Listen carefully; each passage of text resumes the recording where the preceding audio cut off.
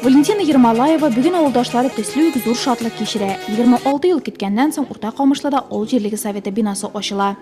У нас совет отдельный. Ауыл жерлігі бинасы айрым болуына бик шатланабыз. Анда эшләүчеләр итәгатьле, яхшы кабул итәләр. Яңа бина барлыкка килүенә мин бик шат. У нас появился новый совет. Республика буенча быел 10 шундый административ бина сафка баса. Нурлат районы өчен әлегә бу беренче шундый объект. На глазах меняется облик наших деревень и городов. Сегодня поселение работает очень успешно и практически в первую очередь они направляют свое внимание, уделяют внимание на повышение качества жизни этого населения. Татарстан Республикасы муниципаль берәмлекләре советы рәисе исә хәзер авыл халкына эш урыннары булдырасы һәм демографик хәлне яхшыртасы гына кала дип истәде. Ул әлегә мактанырлык түгел. Быел 16 кеше якты дөньядан китсә, 6 сабый туган.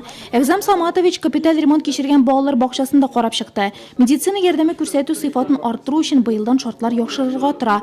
Фельдшер-акушерлык пункты төзелешендә финиш сызыгында 6 трак пункт кергән җирлек мондый заманча объектка бик мохтаҗ булган.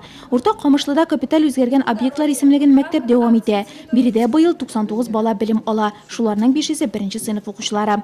Булар барысы да республика программалары ярдәме белән булса, авыл халкы үзе дә активлардан. Кыяр помидорлары белән нурлатыларны туендыручы Емелькиннар һәм бройлер чебешләре белән тәэмин итүче Петровлар гаиләләре үз эшләрен башлап җибәреп, авыл җирендә дә гөрләтеп яшәүчеләрдән. Их семейному бизнесу 10 лет, а Емелькин Аларның гаилә бизнесына 10 ел, ә Емелькиннар 8 ел теплица тота. Алар кыяр помидорлар үстерә. Безнең базарларда да, Казан агропаркларында да сатыла.